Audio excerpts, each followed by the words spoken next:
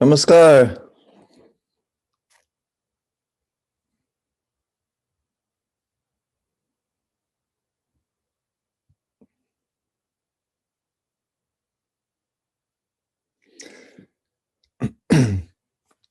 Today's lecture is about the science of samskara, how our actions and reactions affect our life.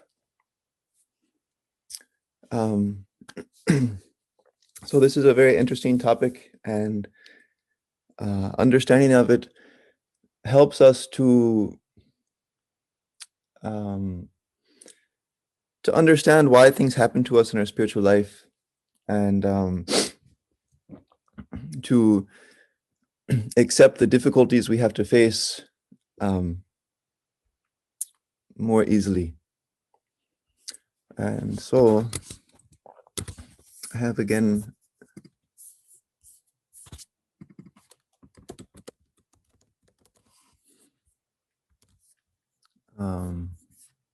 made a presentation, play window.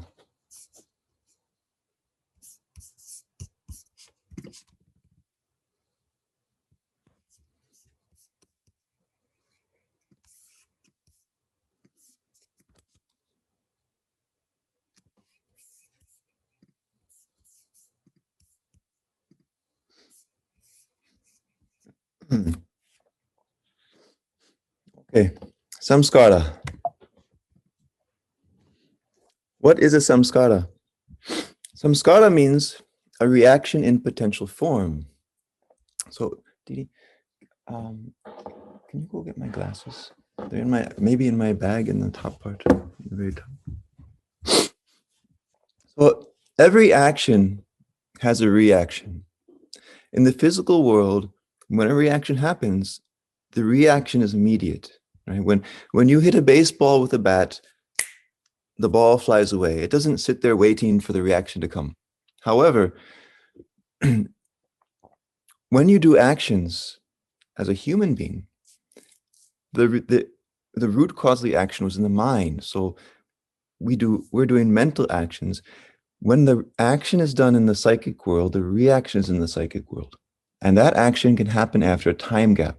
So I do the mental action today, but the reaction maybe comes tomorrow or next year or the next lifetime or after 5 lifetimes.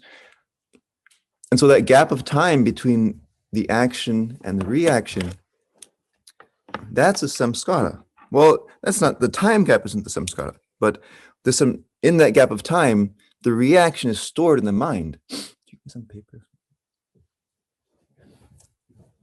And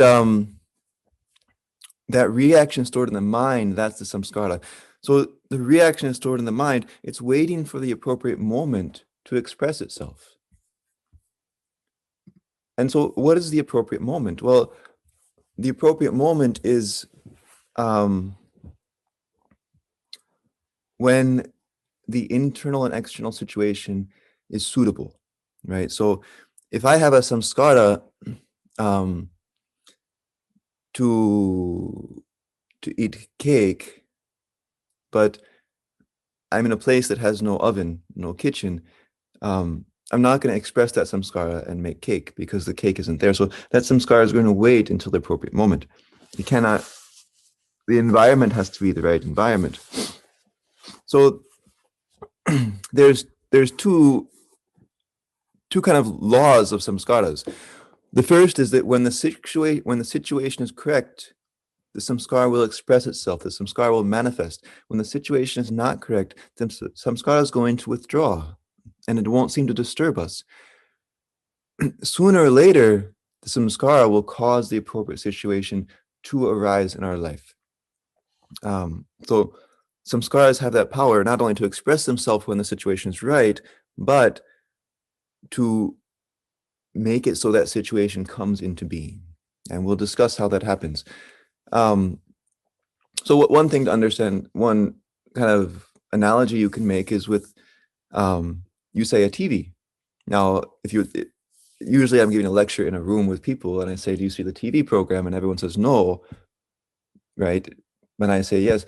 But um, in the air, the TV program is there, and there's the the waves that are broadcast in the TV program are flowing through the room, but because the situation isn't correct, that TV program is not manifest, right?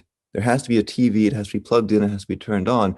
And once that happens, the TV program will manifest, although the program is still there latent in the room. So there's this monk, his name is Thich Nhat Hanh, and he told the following story. He was living in some country where it has cold winters and, hot summers. And he was living in the nature, and there were these trees that made these beautiful blue flowers. And he loved the flowers, and he loved that every spring the flowers would come and they would last for a very long time, But one year, it was in January, but it got very warm for a few weeks. It was very unusual. And this monk, he became worried. He thought, well, the flowers will think it's spring.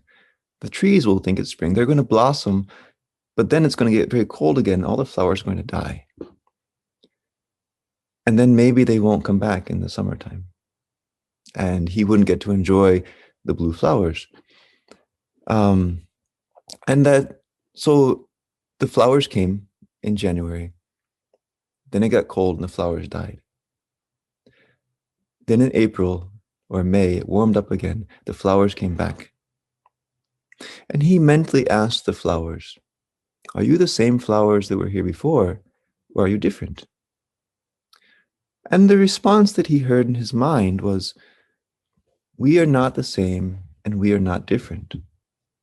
When the situation is right, we manifest. When the situation is not right, we withdraw.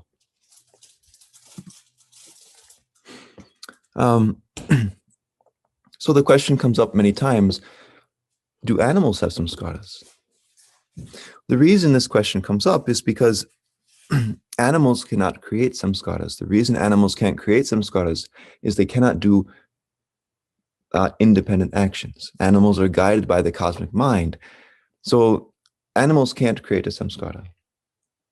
Human beings, because we have an independent will, we can do actions, we can create samskara, but animals cannot create samskara. So if they can't create samskara, does that mean they don't have samskara? If they don't have samskara, what's guiding their actions? Well, animals do have samskara, and it's easy to demonstrate that by the following mental experiment. If you're a person, you have samskaras. And if you live your life in a not very good way, you could get reincarnated as a monkey or a dog or a chipmunk or a fish or something like that, depending on the samskaras you created in this life. And therefore, when that happens, you were a human being with samskaras. Those samskaras are attached to your mind. When you died and get reincarnated as an animal, you still have those samskaras, which proves that animals can have samskaras and do have samskaras. If there's no samskara, that means you get liberation. You will exit the cycle of creation that we talked about yesterday when your samskaras have been exhausted. Okay, so if we know that animals have samskaras, but we know that animals don't create samskaras, from where do the samskaras that animals have come from? Well, if you think of the picture I showed yesterday of sanchara and pratisanchara, on this return path of pratisanchara, though there is a point at the bottom where sanchara transformed into pratisanchara. That's the point at where life started. Now, the cosmic mind has an infinite amount of samskaras because the cosmic mind did one sort of infinite action, right? He created the universe, right? He created himself. Brahma said, I am one, I will be many. And out of that continuous infinite creative flow came this universe. And that was the action. And therefore, Suguna Brahma has an infinite amount of samskaras that will be expressing themselves for infinite time. When the unit mind first is born, at the very start of Pratisanchara, that unit mind inherits some finite portion of the infinite samskaras from the cosmic mind. Remember, samskara is a reaction in potential form. It's a potential action that's going to happen. It doesn't mean it's a negative thing, right? If there was no samskara, there would be no evolution. There would be no human life, right? So that mind, when it first starts its journey, has the maximum amount of samskara. It's under the maximum amount of bondage, and therefore it has to go through the maximum amount of actions to exhaust all those samskaras. And so, lifetime after lifetime, that mind is being reincarnated as different species, plants, animals, birds, eventually a human being. Through each successive lifetime, it's burning off some more samskaras, starting with the most crude samskaras, eventually more and more intricate and subtle samskaras. Samskaras of a fish are more crude than the samskaras of a dog. The samskaras of a dog are more crude than the samskaras of a monkey. And eventually, the samskaras are few enough so that they can become a human being. Right? And then when you reach the stage of human life, you can both burn samskaras, but also you can create samskaras. So animals are only moving along the path of Pratisanchara towards the culmination of the journey. But human beings can move towards the culmination of the journey. They can move with accelerated speed. When you start to do sadhana, you're speeding up the process. Or by your actions, you can move the opposite direction. You can jump backwards. So the word karma means action. Samskara is the result of karma. You do the action, you get the reaction. There are two types of action. Original actions are only done by human beings. That's called pratya mulaka karma. In an original action, you wanted to do something, you did it, and as a result of that action, you created a samskara. Non-original actions are those which one is obliged to perform mechanically under the pressure of circumstances. This is called samskara mulaka karma. So samskara mulaka karma will burn samskaras, make the samskaras less. And we all have experience of these things happening. You go to a place with good intentions, and then you just have a bunch of clash and just things go wrong. And afterwards, you reflect back, say, oh, why that happened? Why I did those things? This was samskara. Like the mark of samskara being expressing themselves is that it sort of felt like things were happening to you. You had to undergo those things, and you were a kind of slave to the reactions of your past actions.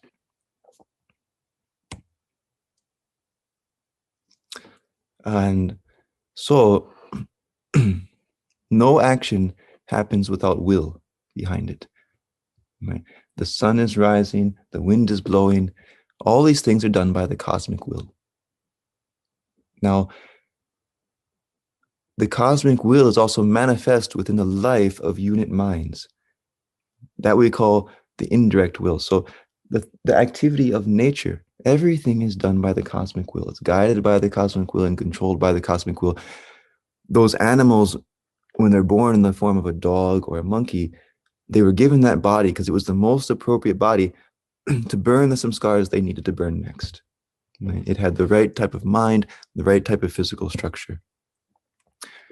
And within that lifetime, Prakriti is going to ensure that those animals encounter situations and to burn the samskaras they need to burn.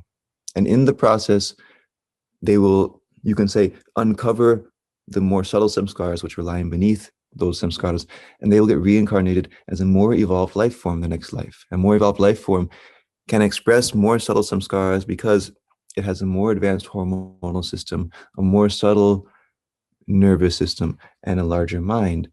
Therefore, it can feel feelings more deeply, it can suffer more acutely, and it can express things um, that are more subtle, right? The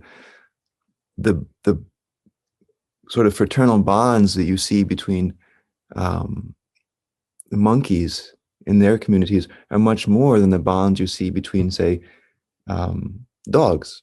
And when you go back a little more, as you say, chipmunks, almost they don't like each other, basically, right? And when you get to the point of human being, well, now we can express such a vast array of things because we're predominantly focused on the psychic world, not the physical world. We can enjoy the beauty of a sunrise. We can write poetry. Um, we can raise family. We can have hopes and aspirations and dreams. And so the types of samskaras we can express are much vaster. And we can also do sadhana, right? We can start to give manifestation to the one thing that is not a samskara, the desire for liberation, right? That's not a reaction to anything, right? That is the purpose of creation. Or you could say that is the truest reaction to the cosmic cause of creation that happened at the beginning of samsara process. So Suguna Brahma wants to exhaust all the samskaras, right? So the cosmic mind has its infinite samskaras, and the whole expression of this universe is the expression and exhaustion of samskara after samskara. It's a never-ending process because there'd always be samskaras. You can never, if you have an infinite amount of something, but you're only every moment taking away a finite amount, you will never exhaust those samskaras. You will always have an infinite amount remaining. But the desire of Suguna Brahma to exhaust the samskaras is also manifest within us, right? And therefore, our life situation is organized and coordinated with each other in such a way that samskaras can exhaust themselves in the proper way. And that cosmic will to burn samskaras, that's why we have the situation that sooner or later the situation will come up where the samskara will express itself. It's not the samskara itself has the power to transform the reality, but that the cosmic mind wants to exhaust samskaras. So even your actions, such as the beating of your heart, the sleeping and awaking, the growing of your hair, being born itself, right? Those are all expressions of will, right? But not your conscious will, what you usually think of, right? Most of the things we're doing, they're being done according to the cosmic will, right? Even sometimes we think we're doing them, but the cosmic will is doing them. So when the cosmic desire to exhaust samskara is active through the unit mind, we call that the indirect will or the unconscious will. And this is in all life has an indirect will. In animals, this is the only will they have. They only have this indirect will. They don't have a direct will. It does not create samskara, rather it burns samskara. Right? The samskara mulaka karma expresses itself under the direction of the indirect will, but still behind every action, be it a samskara mulaka action or a independent action, the willpower is the dominant thing, right? It's just, is it your direct will or your indirect will is the question. So the direct will, we would say, is our conscious will. Now, it arises due to the expansion of Mahat beyond the Chitta, right? We talked yesterday, and I'm sorry if someone is listening and didn't see the class yesterday. I introduced ideas of Mahat, Aham, and Chitta, and was saying that in different forms of life, the Chitta is dominant, the Mahat is dominant, the Aham is dominant. What the hallmark of a human being is that the Mahat, the subjective portion of mind, becomes larger than the Chitta, the objective portion of mind. So this is the cause of having a direct will. And it means that we say this word free will. I find that not the appropriate term, because you have an indirect and a direct will. The indirect will is certainly not a free will, right? You're mechanically subject to the indirect will to go through things to burn your samskaras.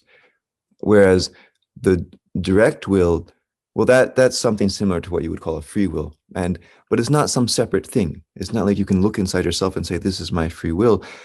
The direct will arises when the subjective portion of mind becomes larger than the objective portion of mind. But the power, the willpower, well, that's with the aham.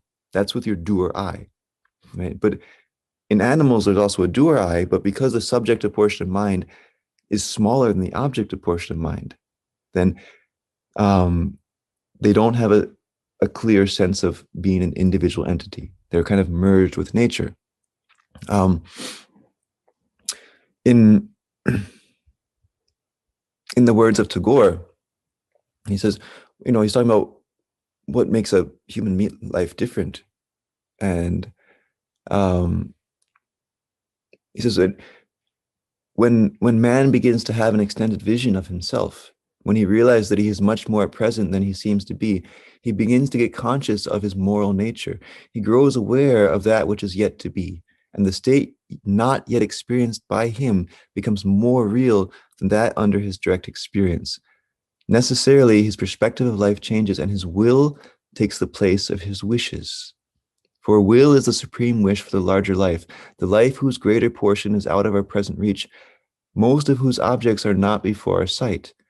Then conflict comes between our lesser man with our greater man, of our wishes and with our will, of the desire for things affecting our senses, and with the purpose that with which is within our heart. Then we begin to distinguish between that which we immediately desire and what is good. For good is that which is desirable for our greater self.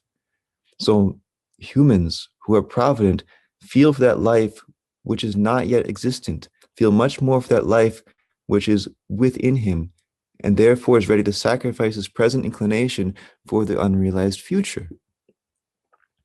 Now, so what he's saying is what makes human beings unique is that we can project a life that is not yet existent and move towards that life with purpose.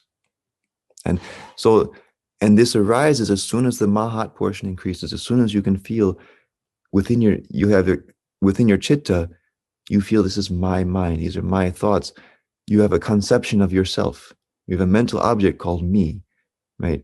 And you can do things to make that into what you want it to become. So this is called a free will. And so if you think of a spectrum, this blue bar on the screen, well, that's a spectrum of that, you call that like the mind, right? From the very crude objective mind to the supreme subjectivity, the witnessing consciousness. And somewhere along that spectrum, there's a point where you say, okay, everything beneath this is objective to me. It's something I am aware of, is known to me. Everything above that is sort of unknown to you yet. You do sadhana, you become more aware of things. For example, a child is completely at the mercy of his emotions. Rather, he doesn't even experience them as emotions. There's something subject to the child, right? He's just going through the process of the emotions happening to him, right? But as you mature and grow up, you become aware of your emotions. You can look at them and say, oh, this is my anger. This is my jealousy. This is my hope, right? They become something objective to you, right? They were subjective, they become objective. They were unknown, they become known. And so who you are, and you go up. So you're changing from the unknown becoming known. You're moving, where you stand or situated is moving up, right? And but the force of the aham, well, that is beyond the chitta. And this will force, of course, ultimately all the will force is a reflection of the cosmic desire, right? It is much like your consciousness. It is filtered through this unknown portion, which is subjective to me. The supreme subjectivity is filtered through that unknown portion, right?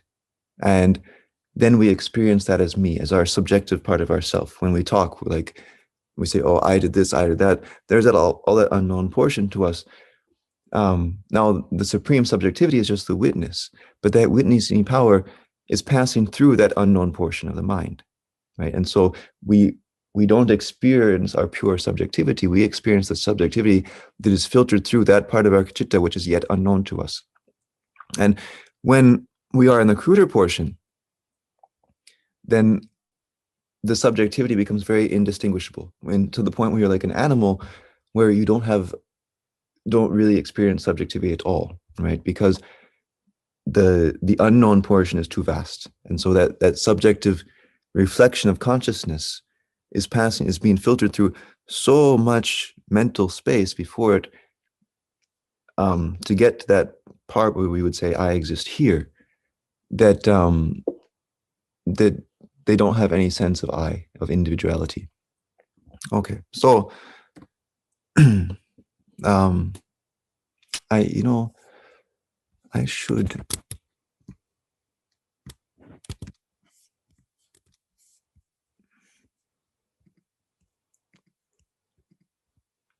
um one thing I don't like with the Zoom, I never know if I can't see when I'm sharing my screen, I have trouble to see if people are asking questions in the comments. Okay. I can read screen. We'll come to questions later. And oh wait, okay, here maybe I can oh yeah, okay, I can see the chat. I figured it out.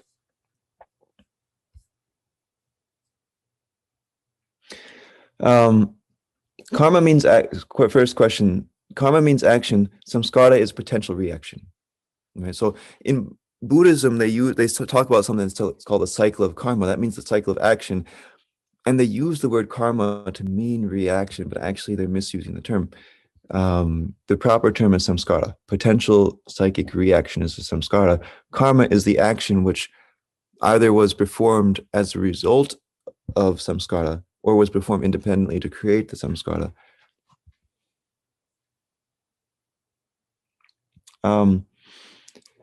The consciousness doesn't absorb samskara, the mind absorbs samskara. So the unit mind, I don't say absorbs, you say inherits some of those samskaras. If we have time, I'll talk more about that.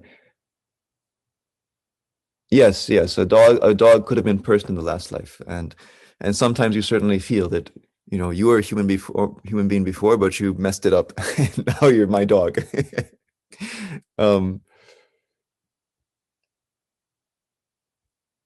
Could it be possible to have a reply of yesterday's? I don't understand reply of yesterday's lecture. If you ask a question about yesterday's lecture, sure, I'll answer it. Oh, okay.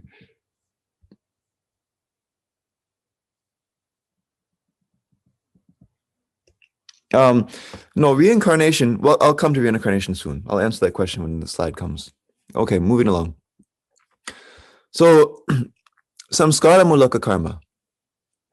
So, pratyala mulaka karma, original actions, they could be the continuation of a previous action, but they're still an original action. So, for example, first I'll give an example in a second. Samskara mulaka karma are performed mechanically under the pressure of circumstances, and these action is the indirect will and not the direct will which functions. Right? So you don't feel you have freedom. The original deed, which was performed by the direct will, is later expressed as a reaction by the indirect will. Your indirect will forces you to become a tool to restore the equilibrium of the universe, which was lost due to your original action.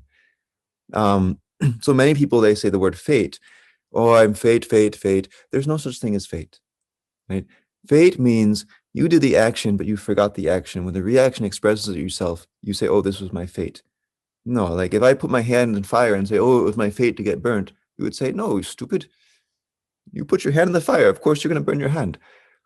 But when you forget the original action because it happened a long time ago or in a previous life, then sometimes people say fate, but there's no such thing as fate. It's just reaction to previous action. And so I give a few examples. So let's say I'm in my kitchen and I cook some cookies, right? Now, when I'm cooking cookies, that's an action. It's going to create a reaction. The reactions created by cooking cookies is dependent on the motivation for the action. If I cooked cookies to give to someone, I would get a different reaction than I cooked cookies because I want to eat them, right? So the reaction I want, if I cook cookies for myself, the reaction I want is to eat the cookie myself. So let's say I cook the cookies and I put them on the plate and they're sitting there smelling very nicely. And now that desire to eat cookies is very strong. The samskara is very strong because circumstances are there where I could satisfy that samskara. I did the action, bake the cookies, the reaction, I want to eat the cookies. But I did action according to my will. The reaction I get may not be according to the desire I have, right? Or rather, I had desire, I did action, but the reaction is according to my samskara, not according to the desire that motivated my original action. So I did the action, I made the cookies, then someone walked, then I get a phone call. Or no, then let's say I go do sadhana. I go do sadhana before I eat my cookies. But when my sadhana, I'm trying to do my mantra, but instead I'm just thinking about my cookies. And so what to do? All right. So I quickly run back and, but when I was doing sadhana, someone walks in, I'm living here with Didi. She walks in and she sees the cookies and she eats all my cookies. And I'm so clashed, right? But I'm not clashed because she ate my cookies. I'm clashed because I made the cookies for myself. And the samskara I created was to eat the cookies.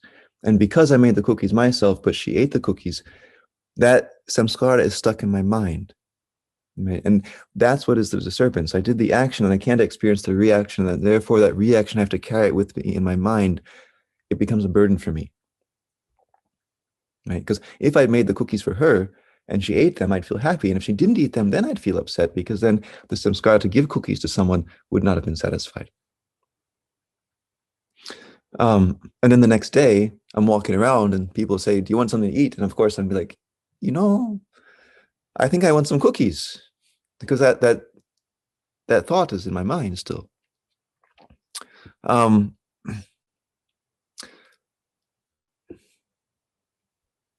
Okay, another example. Let's say I do something. Let's say one day I get angry and I hit my dog. Right, that was an action. I'm going to get the reaction.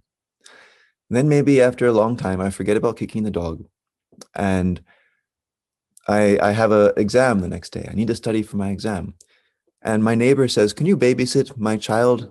And I think, sure, no problem. This child's a little angel. He'll just sit there watching TV. I can sit in my room and study. I'll get free money, and I can study for my test the next day. So that's my plan. So I accept to babysit the kid, but then the kid comes over, and he's not his usual self. He's off the wall. He's very misbehaved. I cannot study at all. Right now, then I'm suffering. Right, I have mental anguish. Well, the mental anguish I'm getting, well, that's the result maybe of kicking the dog before. That's the expression of a previous action I'd done.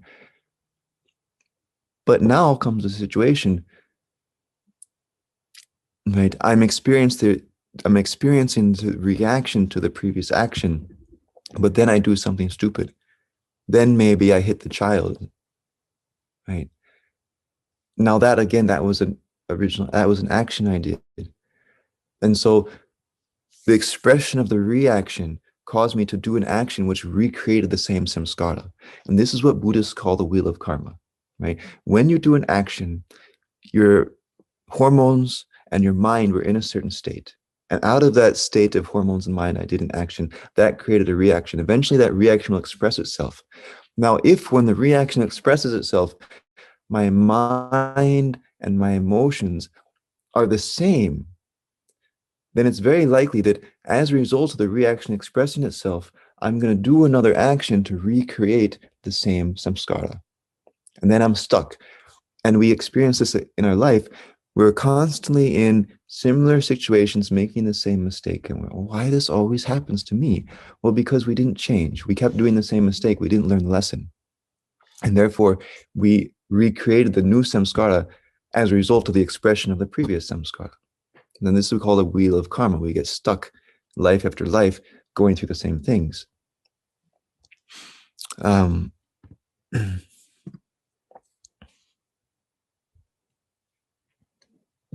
So I want to talk, before I talk about this, I want to talk a little bit more about this indirect will. Let's say I'm sitting here and my water bottle's behind me, and I reach over to get my water bottle and I hit my arm on something that's sitting there. Like maybe I hit my arm against the wall, or um, sometimes you're in a place where there's something that's a little bit low and you keep hitting your head on it, and you're thinking, God, why do I never learn my lesson? You had an unconscious desire to hit your head, to burn the samskara, right? All these little things you're doing, happening to you to burn samskaras, um, that's your indirect will. It's expressing itself. And okay, let's say a person smokes cigarettes for a long time, and then they get cancer, and then they suffer. They have to go to the hospital and do these things. The smoking of cigarettes was an action motivated by an unconscious desire to suffer the result of cancer, right? The indirect will was influencing you to do things, to create a situation for the expression of a samskara.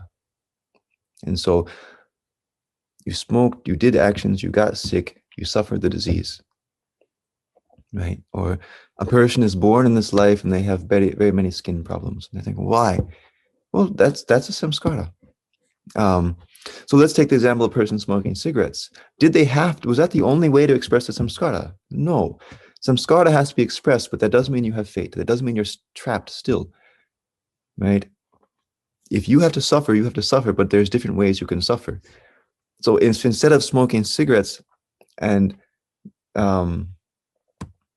getting sick, getting cancer, that person could have done good service in the life, right? And suffered nonetheless, but in the given the samskara the opportunity to express itself in a different way, But if you're only acting selfishly, the indirect will is going to force the samskara to express itself somehow. So if you only think about me and myself, then just bad things have to happen to you. And the reason the indirect will has to make these things happen to you, why you have to crash your car, why you have to get sick, why you have to bump your head, because you're not going to just put your hand and take the hammer and start hitting your hand with a hammer and be like, yeah, I'm burning my samskaras, right? You're not going to do it because you don't know your samskaras, right? Because your direct will is not going to suffer on purpose. Your indirect will force you to suffer to burn samskaras. But not all samskaras make you suffer. There are good samskaras. You did good action, you did good reaction, and then happy things happen to you. We never complain about those things, right? We don't learn a lesson. Oh, good, I'm just happy this happened. But that's also the samskaras expressing themselves. So there was a great spiritual yogi, great spiritual teacher, and one disciple came in front of him, and he had very horrible lesions on his skin and pus coming out, and he had liver problems, and he was only his 20s, and his whole life he had these problems, and he was thinking, what have I done? Like, he believed in reincarnation. He was in India. He says, I must have done something bad in previous life to experience this. And he started doing yoga and meditation because he thought it would help him with his problems. And when he went to see this spiritual master, the spiritual master explained. He says, 1,000 years ago, you were a scorpion.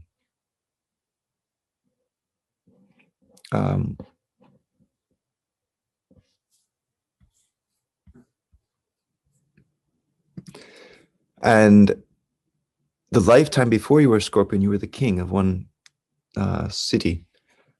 And you were a very bad king. You misutilized your power as a king.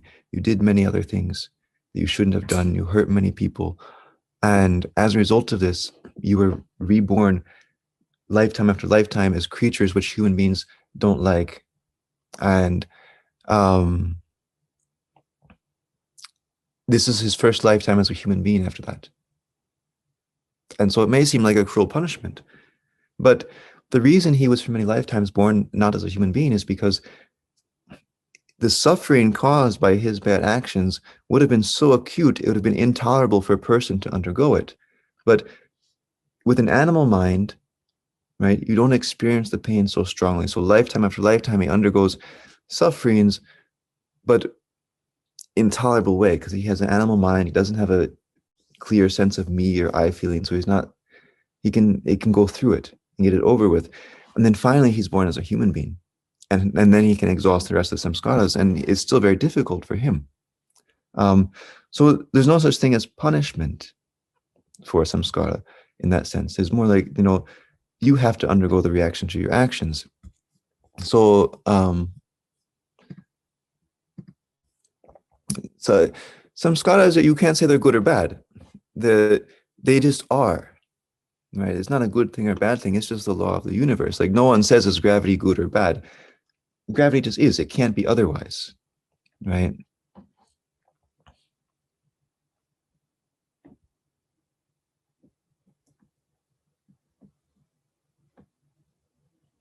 Well, the thing is, smoke, that was an example. It doesn't mean everyone who's smoking has an unconscious desire to cancer. Um, on the other hand, everyone knows it's unhealthy, yet you're still doing it. So there is, and it's not a very will for action, right? So in back to the example of smoking, because someone's making some comments about it. Um, not everyone who's smoking has the same samskaras for it, right? But that is one way a samskara will express itself. The point of that example was to say that your samskaras will cause you to do actions to create a situation where they can express themselves. So someone who is sitting in their house and suddenly says, I have an uncontrollable urge to get ice cream. And maybe it's a rainstorm outside, and people say, don't drive to get ice cream now. You might get an accident. And he says, no, I really want ice cream. So he drives to the storm and crashes his car.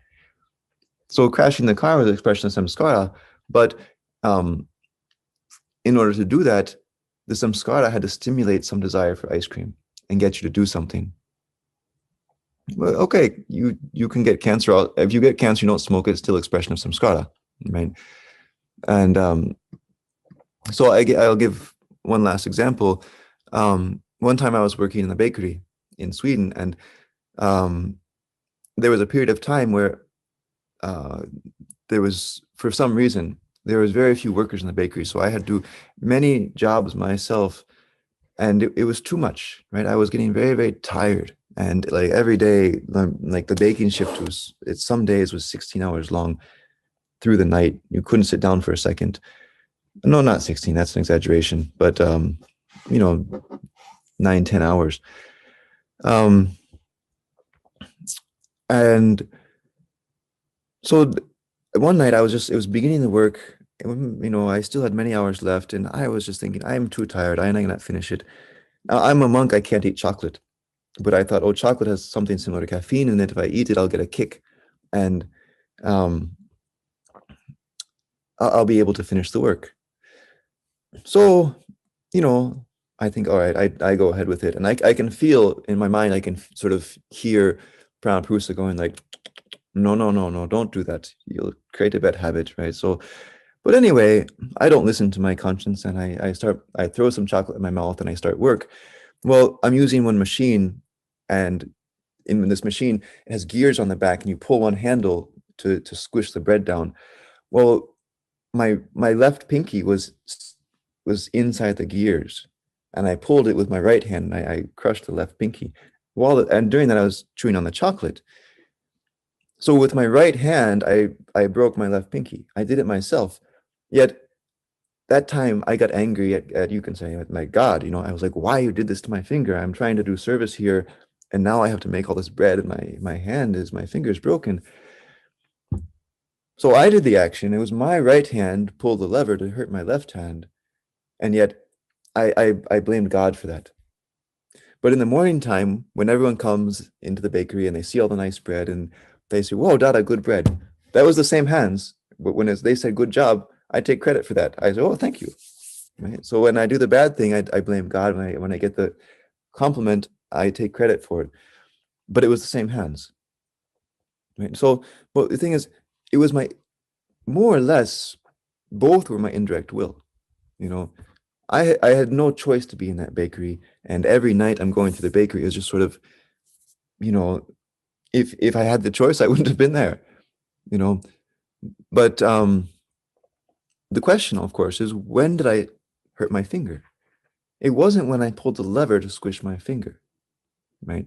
That was a reaction to previous action. Now, I doubt it was the reaction to eating the chocolate. That would have been too extreme, unbalanced, right? That's much too strong reaction to have to hurt the finger and have to make bread all night with a hurt finger for simply eating a piece of chocolate. But that samskara had to express itself and inspired me to eat chocolate. So I became absent-minded. I was eating chocolate for the first time in a decade and enjoying the taste and not paying attention to what I was doing and hurt my finger. Right. Okay. So moving back, desires. All right, I want to go here first. There's something called the bundle of samskaras. Your samskaras form sort of, you can say, one bundle of samskara. Now, generally, the bundle of samskaras formed in this life is expressed through your samskara mulaka karma in the next life, right? The actions we do in this life, the reactions, we'll experience them in the next life, not in this life, right? So why? The samskaras need to ripen. A bundle of samskaras does not fully ripen during a person's life unless there's a disconnection between the sensory organs, mogul organs, pranandriya, and mind. That is, you leave your body. Then the bundle of samskaras can fully express itself. So there are a few exceptions. If actions performed in this life are similar to actions, reactions in the previous life, then the reactions can be expressed concurrently. And this is true for a major portion of the actions we do in this life, right? Because we're in the flow of experiencing the samskaras from previous life and we're doing original actions at the same time. So they're very similar.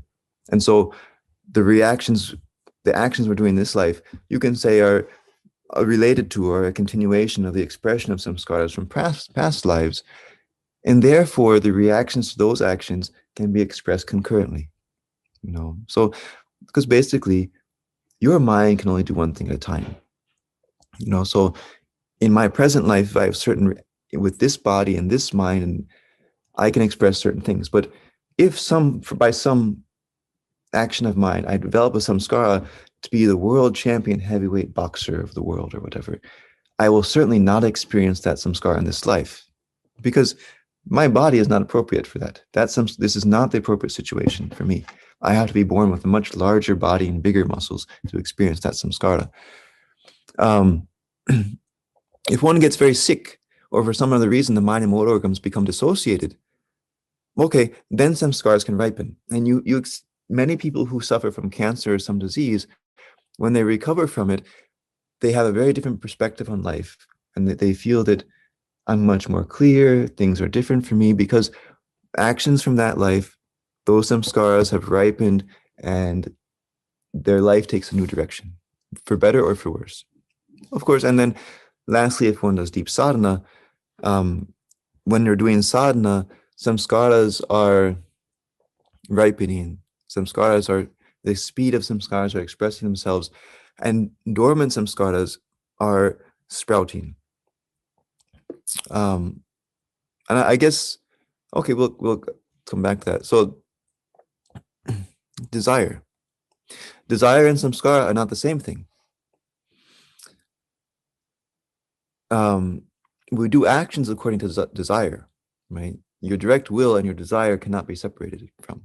So they make this analogy they call the pot of desire, and they say, okay, your action is like water in the pot. Your action takes the shape of the pot, and so desire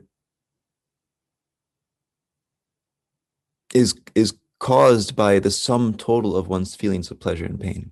So feelings of pleasure and pain occur in the mental sphere because of vibrations. That's where the vibrations are stored, right? We have memories, and even if you don't remember them, the vibrations are still stored in your chitta. Samskaras are created out of those feelings of pleasure and pain.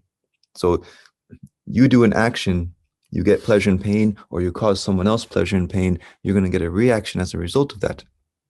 And so let's say I steal money. I steal $100 from a poor person who only had $150. I caused him to suffer a lot, and I will get a reaction because of that suffering. And I'll also get a reaction out of the pleasure I get by spending that money, or maybe the pleasure I get from stealing that money will also give me a reaction. So I'll get samskaras for both. If I steal $100 from Bill Gates and he doesn't know about it, but I mean, his his net wealth fluctuates by millions of dollars a day. I don't know millions, but hundreds and hundreds of thousands per day. $100, he'll never possibly even experience that missing $100. But I will still get the samskara from having stolen money and samskara for how I spend that money. Now, it is debatable if I steal money from a rich person and give it to a poor person, right? If my intention is purely benevolent, or if my children, I'm hungry, or I have a starving children and I steal some food to feed my children.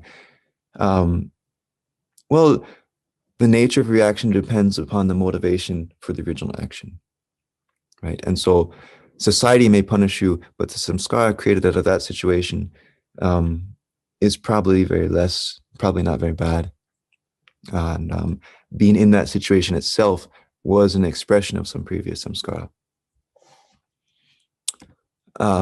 So anyway, desire is not the result of one situation. Desire is the result of the sum total of all of your pleasure and pain. So this all the situations that happened in a child's life, the joy and pride they felt when they got some award or won some race, and the pain they felt when their father yelled at them, et cetera, et cetera. That child becomes a grown woman, and in every single moment they're experiencing various desires as a result of these things, and the actions they take are going to be motivated by those desires which they have.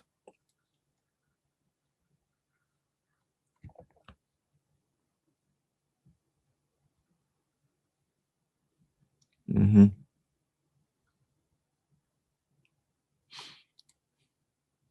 Yeah. So anyway, this slide doesn't have anything we haven't said already. So I want to say something about tapa.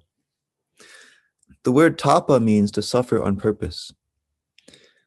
But because it's motivated by an idea to pursue something noble, it's called sacrifice, right? So a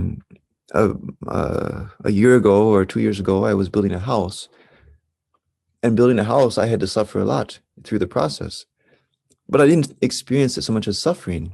It certainly felt like sacrifice. The reason it didn't feel like suffering was because I was focused on the goal I was trying to achieve. If I was just had to go through all the things that had to happen to build the house, but without having some goal in front of my eyes, it would definitely feel like suffering. Just carry this wood there, get splinters, go. If I had to do everything without actually building the house, it would just be suffering. And a lot of samskara expression is like that. But samskaras have to express themselves. When you do tapa, you give the opportunity for samskaras to express themselves in a productive way, right? Rather than in an unproductive way. So I had to go through something in order to build the house, but the result was that the house is built rather than me just suffering something and having no positive result from that. So essentially, when you do tapa, you align your direct and indirect will. You get them pointing in the same direction, right? Then your direct will doesn't have to make things happen to you because you gave the opportunity for it to express the samskaras through your tapa, through your selfless action. And it's not that the good action will cancel out the bad reaction. It's not like that. If the father hits the child and the next morning he makes pancakes, right? It doesn't erase the hitting of the child, right? The good action doesn't cancel the bad action. It doesn't work that way. Good action makes good samskara, bad action makes bad samskara. But by doing tapa, in the process of doing tapa, there's going to be a lot of suffering involved. And that suffering I'm going to experience is in accordance with the samskaras I have. So when I decide, okay, I want to build a house, I don't know what I'm getting myself into. I don't know what's going to happen on the way. It could be very easy. A lot of people could come and help me. The money could just make itself available. And I'm like, oh, that was not bad. Or it could be a real struggle. I just have maybe a few people to help me, or maybe no one's there to help me. I'm doing it by myself. Maybe I really run out of money. Maybe things go wrong and the house falls down. I have to build it a second time, right?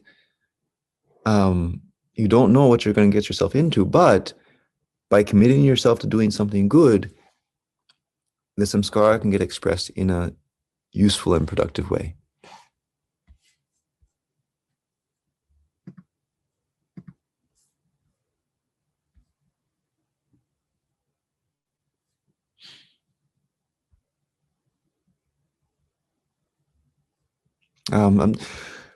I'll come back to the questions. I'm sorry if I keep going trying to answer them. It will disturb the flow of the lecture. So at the end, I'll come back to them. I hope I have time. I think I've got a half hour left. Okay, this we talked about already. Pada desires. Okay, so reincarnation. How does this work? We come back to the direct and indirect will. When the situation is correct, samskaras manifest. When they're not, they withdraw. Your incarnation in this body, right? The growth of the body in the uterus, your birth as a human being, that was the action of your indirect will. So you were born by the indirect will. You were born according to the samskaras that remained at the end of your last life. So when I'm born in this life, I have a bundle of samskaras from my previous lives.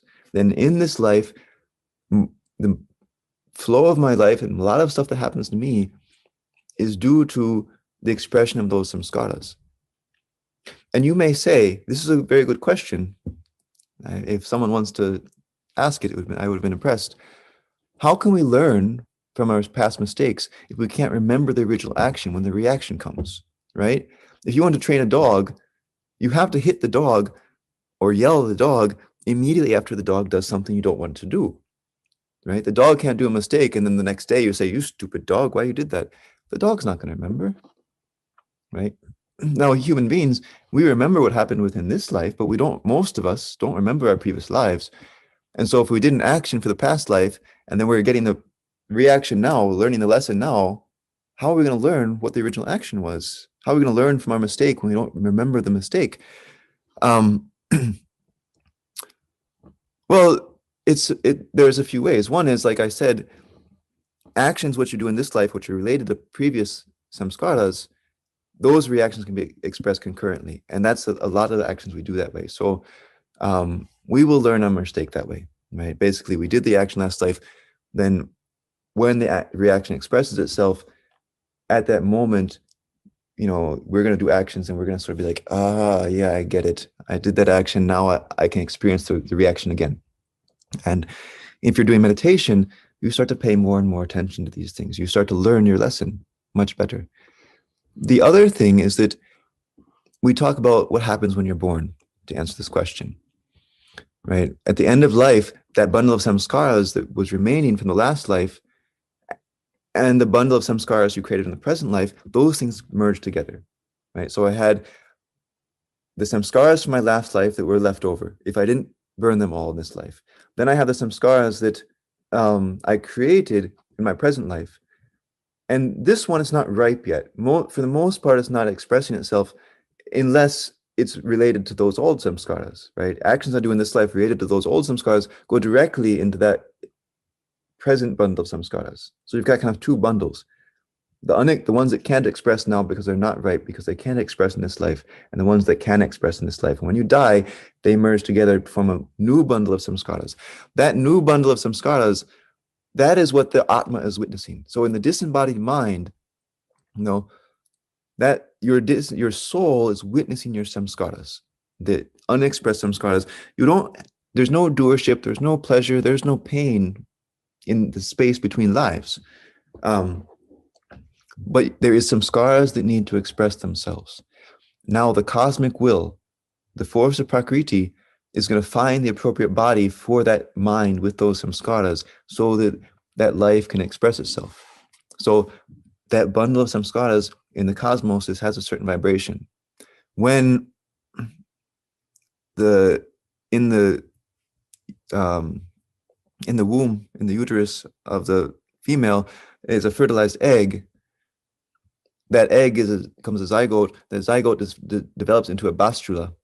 Now, a bastula is what they call in the literature a adjustable physical structure, right? It hasn't yet started to take concrete form, right, completely, but it does have a DNA.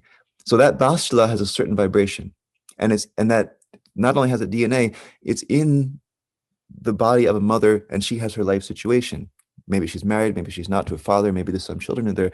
So that bastula with that DNA in the womb of a person in that life situation is emitting a certain vibration.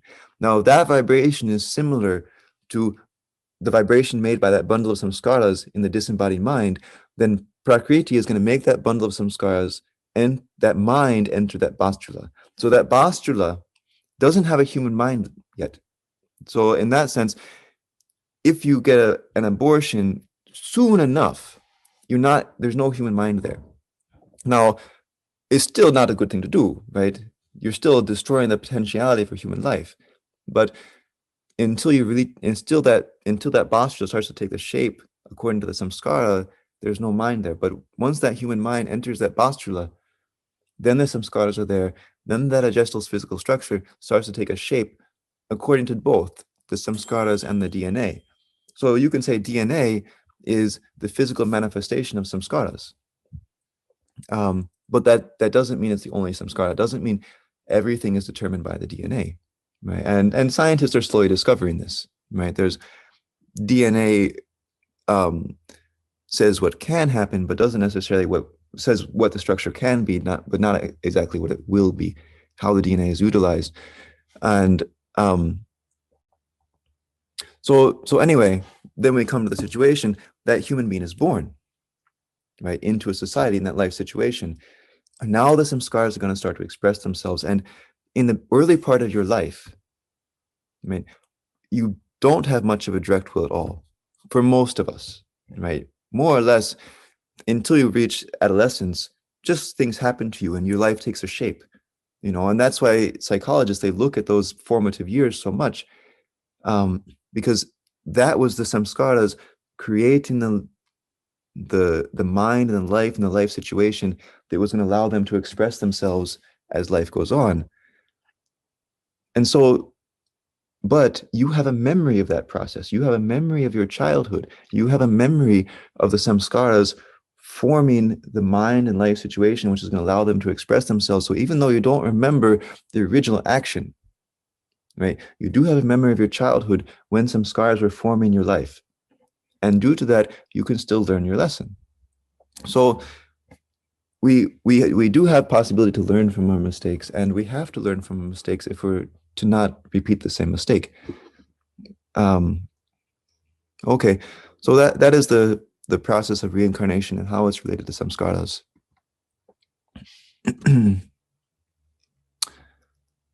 Okay, so I make this picture, and what it represents, there's 3 cycles going on that I've drawn here. The one we've been talking about this whole lecture is the cycle of your actions and your reactions. There's another cycle going on between your thought, your emotions, which I wrote here as vrittis. Vrittis means the hormonal secretions which create emotional tendencies in your mind. And there's a cycle between your vrittis and your thoughts, between your feelings and your thinking. So, for example, if I have certain hormones causing me to have certain feelings, right, that's going to stimulate thinking, right? If I have fearful hormones, going to have fearful thinking. If I have shy hormones, going to have shy thinking. If I have angry hormones, going to have angry thinking, right? But the verse is also true. If you think angry thoughts, that's going to stimulate your body to trigger angry hormones. If you think fearful thoughts, that's going to trigger your body to think fearful hormones. Like if I watch a scary movie, well, that's psychic. That scary movie is making me think scary thoughts. That's making my body feel afraid because it's stimulating me to have fearful hormones. But when I turn off the movie, then I'll continue to think scary thoughts because now those hormones are going to stimulate my thinking. So it creates a cycle, right? Your thoughts create hormones, your hormones create thoughts. And due to this cycle, you have consistency in your personality. When you meet a person who's shy, that person is shy today, they're shy tomorrow, they're shy the next day. because they have this cycle going on, and even when you don't notice yourself really thinking, there's always sort of low level thinking going on. So let's take the example of an angry person, because anger is kind of the most potent example. Even when they're feeling relatively calm and not upset, right? Inside their mind, in their internal dialogue, there's always a bit of low level anger, kind of like the refrigerator in a room. You don't notice it because it's always there. But if someone comes in the room from a place that didn't have the refrigerator, or if the refrigerator turns off, you realize how noisy it was. And in the same way, when you do sadhana and that low level noise stops by virtue of your practice, you kind of realize how noisy your mind was, or that there was that anger there, even though you weren't normally aware of it. And you can compare this to like a sleeping cat. Like the cat is there sleeping, and you think it's just so relaxed, and the mother's in the kitchen banging with the dishes and cooking and making a lot of noise. The cat's completely asleep. But then there's some little mouse on the second floor of the house, makes a tiny scratching sound that a human being could never hear. The cat suddenly springs to action, becomes erect, and darts out of the room. And your minds are like that, right? Those samskaras and those thoughts and those vrittis, they seem like they're not present, but they're paying very close attention for the slightest stimulation. And when they find something, they express themselves. Someone says something, and very innocent, and you're suddenly like, "Are you saying I'm not a good person? Are you saying I'm dirty?" And like, no, I wasn't saying that. I was just saying I'm going to take out the trash. And they say, "Oh, I can do it myself. It's my trash." And they make an argument for nothing, that anger thought was there. And so we always have that kind of low level emotional response, giving our thoughts a certain quality. And like I said before, when you did the original action, that's why it's a cycle, right? Your thoughts and vrittis were in some cycle, and you did action out of that, right? Even it was an original action. It's not like you didn't have a choice in the matter, but none of us, all of us, we have limitations, right? We have different intellect, we have different strengths, we have different weekends, we have different motions, and out of that, we do some action, we create a reaction. Later, the reaction expresses itself, and if that cycle of thoughts and vrittis is in the same, we haven't done anything to change that cycle. When the reaction expresses itself, there's every possibility that we'll recreate the samskara by doing a very similar action again. Right? Now, the other cycle here is the perception and will and the prana. Now, how does this work? Now, if you think about a dog has very high prana. Now, dogs have very acute senses. They can perceive things which we cannot. However, in their mind, they don't have a very distinct image of reality, because their prana means the flow of life energy within them, is very rapid. It's not very steady. And so the objects which appear within their mind, they cannot hold them for a very long time. And therefore, those objects cannot be filled with a lot of detail. And so the reality of a dog, although it can perceive things we cannot perceive, the objects in its mind are not distinct. They don't have much detail. They only have those details which the dog requires for its survival. Right? Is this dangerous? Is this not dangerous? Is this person going to pet me, or is this person going to give me food, or is this person going to hit me? Right. So, and the point of that is that when your prana is in a normal state or an aggravated state, your perception of reality is going to be less deep, less distinct. Now, for surely a human being's perception of reality, because we have a very advanced mind, has a lot of detail and is imbued with a lot of meaning, right? When you look around the world, everything you see is full of meaning. You look at the trees and the sidewalk and the people and the cups. Everything has understanding about it, where it came from, how it got there, the industrial process that made it, the cultural process which led to us having such things in their existence, the scientific knowledge of nature that you have.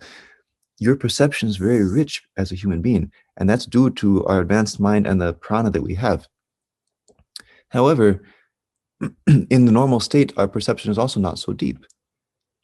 And because of that, just like the animals, we maintain those details which are related to the samskaras that want to express themselves, which are related to the thoughts and vrittis that are going on in that cycle. Now, when you do sadhana, you make your prana very steady. Your perception becomes much deeper. You see things more deeply. You don't see things just based upon you don't see things only through the lens of your thoughts and emotions, only through the lens of your samskaras. Rather, you see them objectively. And due to this, you can make choices that are different from the choices you made in the past, or you cannot. And so that kind of cycle between your prana and your perception, your will, um, allows you to, even though you're in the same physical situation, to live in a different reality.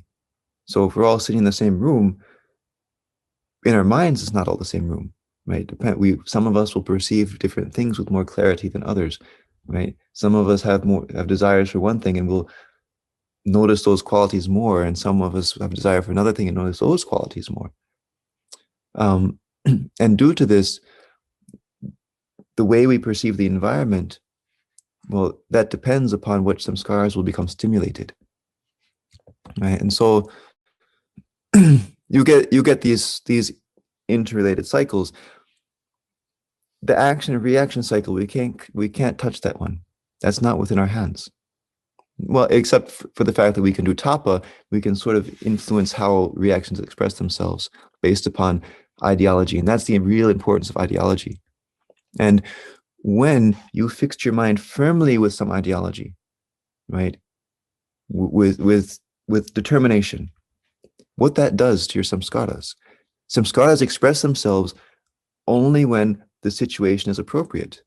If you have an iron determination, the situation will never be appropriate for the expression of a samskara in a bad way, right? If you're wishy-washy and you think, oh, I'm not really certain about it, then the samskaras can influence you. They say, oh no, the situation maybe still is appropriate for their expression. Thoughts and vrittis, we can influence that by doing our sadhana, by doing our asanas. We do asanas, we balance the hormones. We do sadhana, we neutralize the thoughts, we control the thoughts.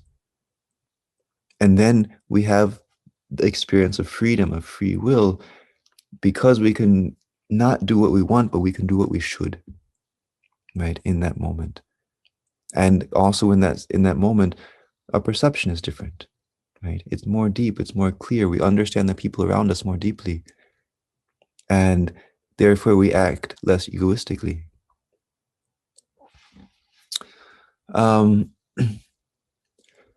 So I think I've covered most of the stuff I wanted to talk about on this topic.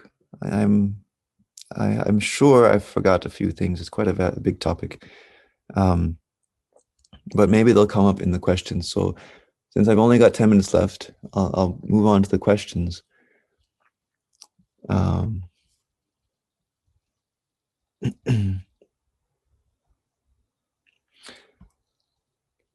Why is it that some people do bad things, but they are okay?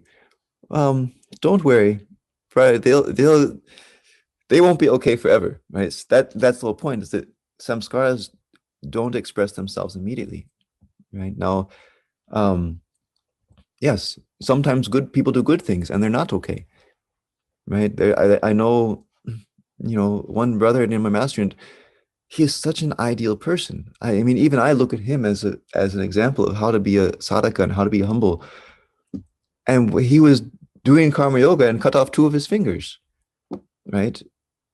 And he took it like nothing. He's like, okay, Baba, I give you my finger. Sorry.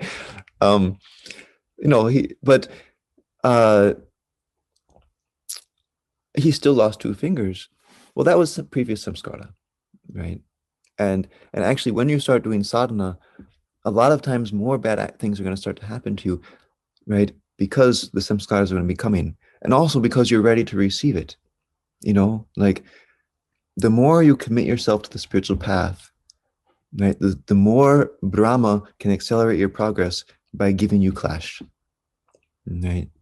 If you're not really committed, you get a little clash and you're like, all right, I'm done with meditation. All right, Brahma can only give you a little clash. But if you really go 100% in, right, oh, he can really start to turn the screws and work on you, and you may not like it, but Brahma knows, yeah, you're not going to stop your sadhana, right? Then let the things come, let the samskaras come. We are here to suffer because out of that suffering is going to become bliss, right? There's this song. Hey, Didi, get my guitar. I'll sing this. I'll sing for you in a second a few lines of the song. Um, and um, but the same way, people can do bad things, but they're going to suffer in the next life. Don't worry about it, right? It's coming.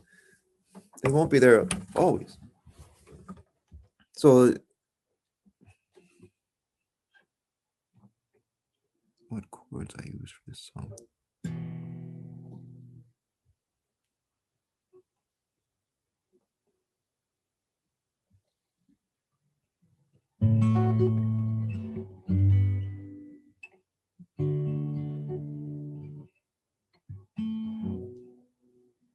I don't remember the chords for it. After rain, after pain, after crying, do you understand why?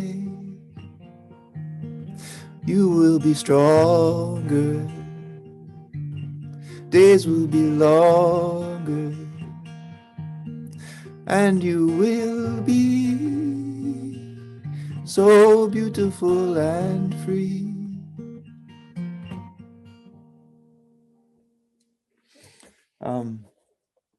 Okay, that's all I'm going to sing. I don't want to. I've only got a few minutes, right? So after pain, you'll be free, right? You go through the samskara, and it's off your chest. Um, and it's not punishment. You put it there by yourself. Okay, I lost my sister, which was a terrible loss for me. I'm sorry. In 2 years, I started to recover. I lost my dog. No.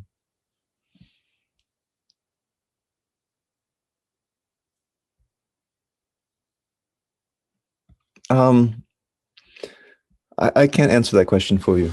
I don't know the lesson you're supposed to get from loss, right? And only I know the Pramaprusa gives us what we need, right?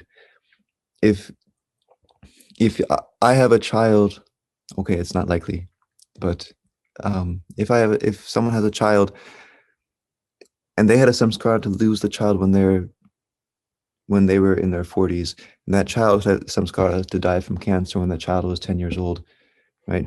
They would have been brought together for that purpose, And if there's a child that's born and then after a few days it dies, right? Remember the flowers. When the situation is right, I manifest.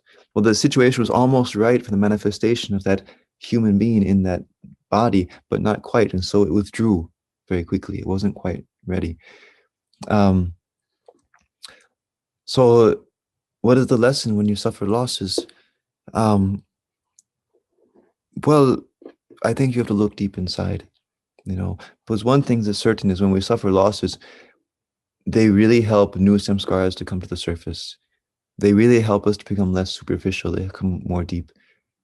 And it's a very common situation that people who have made a lot of progress in life, who've done great things either internally or in the outside world, were transformed by some great loss, but they didn't let it destroy their will to be a good person, right? Rather, by going through the suffering, they could understand the suffering of others. It awakened in them a sympathy for human beings that a lot of us don't have because we don't experience suffering. And that's one thing that happened. Like a lot of times when you go live in a country where there was a lot of suffering, you find that they have a sort of, there's a connection between the people in that society, right? Because they've gone through suffering and they're related through that suffering and they have sympathy for each other because of it. Whereas in superficial societies, many times that connection between the people and the sympathy is lacking because the people they have sort of a superficial pleasure that allows them to hide from the psychic pain they're having. And when you country that is a difficult place to live, they face that psychic pain. They face it because they can't avoid it through superficial distractions. Um, so I can't say, no, what is your lesson, right? But you went through some samskara, and you're better off because of it. Um, Although no one wants to lose somebody, um, right? You can take heart that that person is reincarnated somewhere else, or if not yet, they will be soon. And there are many examples where or not, it's so many, where a spiritual teacher, some some mother lost their child and was crying, and they said, your child is now reincarnated and very happy and is going to have a very good life. And if you can remember that, um, they, yeah, you're suffering, but that person that died isn't, like, they're not really dead. They just withdrew, and they will express themselves somewhere else. And I think that with all these things, the lesson is, um, continue on your spiritual path with greater determination, right? And um, as long as you see your dog as your dog and your sister as just your sister, when you're separated, either because they die or for some other reason, it's going to cause suffering in your life. If we can be so noble and so have such a good outlook, spiritual outlook, that we realize they are expression of Prampurusa, they are an incarnation in this life. We're travelers on a train, and we will get off the train at different times, right? We enjoy each other's company while we're on the train together, but someone has to get off at one stop, someone gets off at another stop. If we can keep this spiritual perspective in mind, um, then we will still suffer a little bit, but not much, right? And a little bit of attachment is a good thing, but too much of attachment is not a good thing. Can you do tapa with meditation? Yes, meditation is a form of tapa. And that way you can burn some scars in meditation. When you learn your personal mantra, you get the ability to burn some scars through your meditation on a psychic level. Now, it is still difficult. Now, sometimes you're meditating, you're just like, oh, it's not fun to do. Meditation is not supposed to be relaxation exercise or something we do to feel good. Right? It's something we do to make us good, to make us better. And that meditation, which is the most difficult, is the very strong meditation. The meditation you do where you just feel blissful, okay, that's great, but you didn't burn some scars. When you struggle with something in your meditation and you push through, even if at the end you just feel like, it wasn't really blissful, okay, but you made progress. When does the mind enter the womb? I don't know, and if I did, I wouldn't say it, because I don't want that. And people can say, oh, it's not a human being that I can get an abortion and not feel guilty about it, right? Even if you get an abortion, you're still killing a structure that was ripe to give expression to a human life, even if the human mind isn't there yet. How do you know incarnation are true? I don't have time to answer that question. But I'll just say like this: you also believe it's true, you just don't know it. If you didn't believe in reincarnation, you wouldn't live your life the way you did. I said this yesterday. If you truly thought that all the benefit of your effort would end when you died, you wouldn't live life the way you did. You wouldn't continue to make effort to grow if you thought that it was pointless, that you would die and you wouldn't get another chance. I can only say that much because I don't have much time. Does child create samskaras? They can. Anyone who does an original action can create a samskara. But the point is, in a life of a child, that point, mostly it's samskara mulaka karma, right? Children do very few original actions. They're just sort of guided by their parents, or society, the situation they're in. Until you reach adolescence, you don't really feel like I'm driving this chariot, right? You're just sort of, the chariot's can construct, and life is sort of happening to you. You're in a school or in a situation, your individuality starts to really feel manifest inside of you when you reach a certain age and you start to think about your life and feel you can do what you want, you can plan what you want to become, you can pursue some ideal you want to transform yourself into.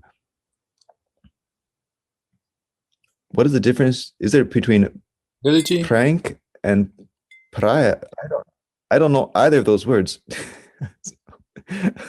Oh, prana and prana. Okay. Prana is the energy manifest in an object which has no mind or no expressed mind. Prana is that energy which is being utilized by the mind to control the physical structure. Dada ji. Prana perception. I don't have time. Sorry. Does practicing asana help burn some scars?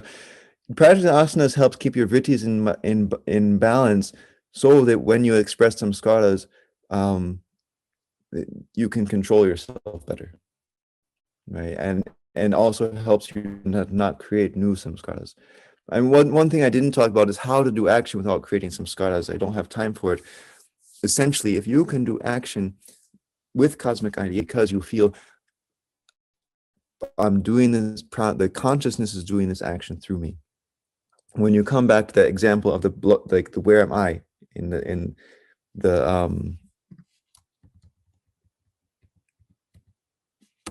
right, if you could do action feeling that no, it's that supreme subjectivity that's doing the action through me, then you cannot create samskara, right? Those samskaras, the reactions to those actions go to Saguna Brahma because you ideated that Saguna Brahma or Brahma is doing actions through me.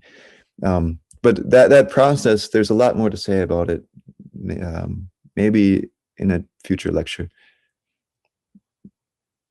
I feel the Supreme has punished me for an attempt to develop spirituality. The Supreme Consciousness doesn't punish anybody. Prakriti doesn't punish us, makes us undergo the reactions to our actions. But you would never be punished for doing what the Supreme wants you to do. Right? Remember, the purpose of creation is that we will merge back in the Supreme. That's so we will advance ourselves spiritually. And that's the one action when we pursue it, it doesn't create a reaction.